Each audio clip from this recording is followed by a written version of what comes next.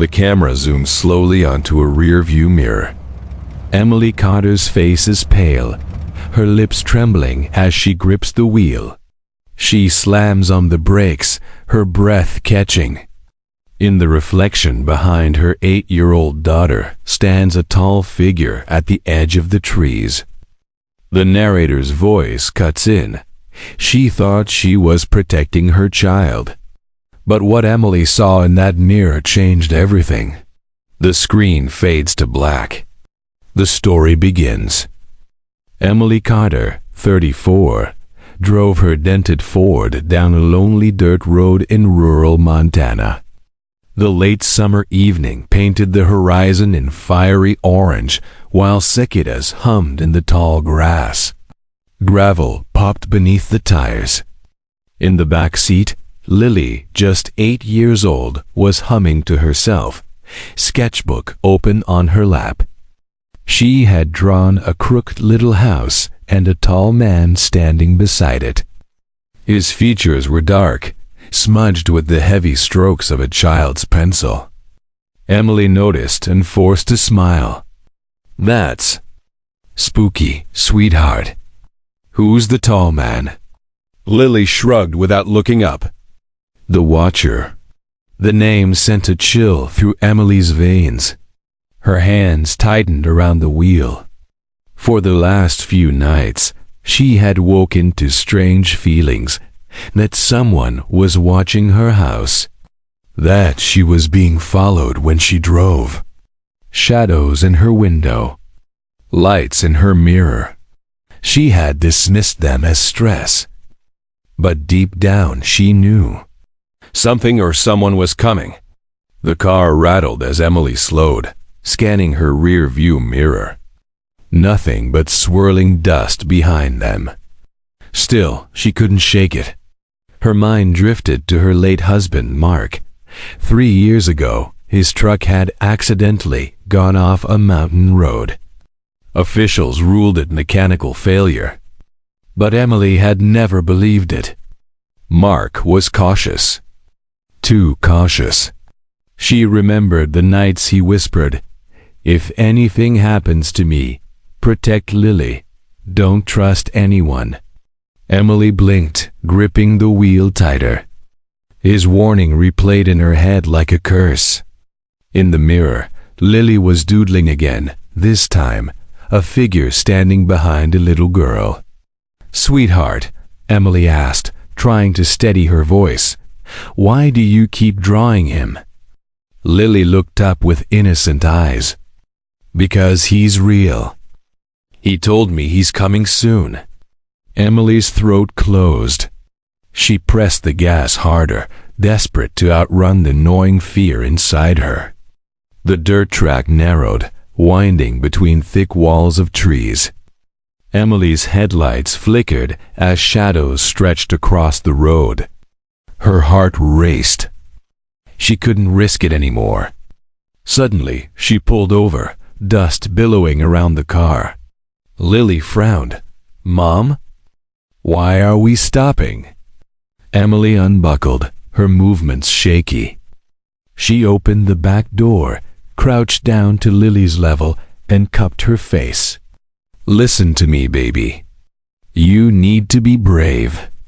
Stay right here on this track. Don't move until I come back." Lily's lip trembled. "But where are you going?" Emily hugged her tightly. "I'll only be gone a moment. Trust me." Before Lily could protest, Emily shut the door, climbed into the driver's seat, and pressed the accelerator. The car lurched forward, leaving Lily standing small and fragile in the thickening dusk. Dust swirled around her shoes. And then silence. Emily drove, tears stinging her eyes, guilt clawing at her chest. But after 100 yards, she couldn't resist. She looked into the rear-view mirror and froze. Lily was still standing there, clutching her sketchbook. But just behind her, half hidden in the trees, was a tall, shadowy figure. He hadn't been there seconds ago. Emily's breath caught. Her knuckles whitened. She slammed the brakes, heart thundering. No. No, it can't be. Her mind screamed at her to keep driving. But every motherly instinct burned inside her. She couldn't leave Lily there. Not with him. She spun the wheel and tore back down the road, gravel spraying like gunfire. When she reached her daughter, the figure was gone. Only Lily remained pale, trembling, clutching her sketchbook so tight the pages crumpled. Emily rushed out, sweeping her daughter into her arms. "Did he touch you?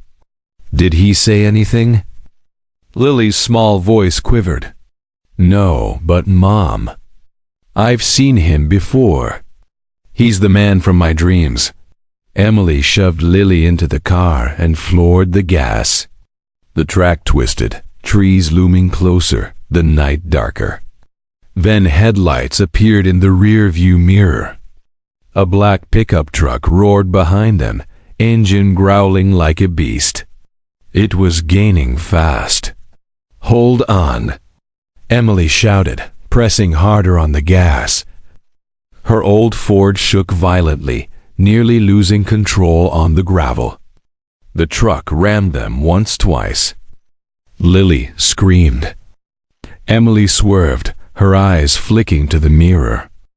Through the windshield of the pursuing truck, she caught a glimpse, a tall man, face hidden under a wide-brimmed hat. Lily sobbed, "It's him, Mom." The Watcher. Emily's chest tightened. Her worst fear had come alive.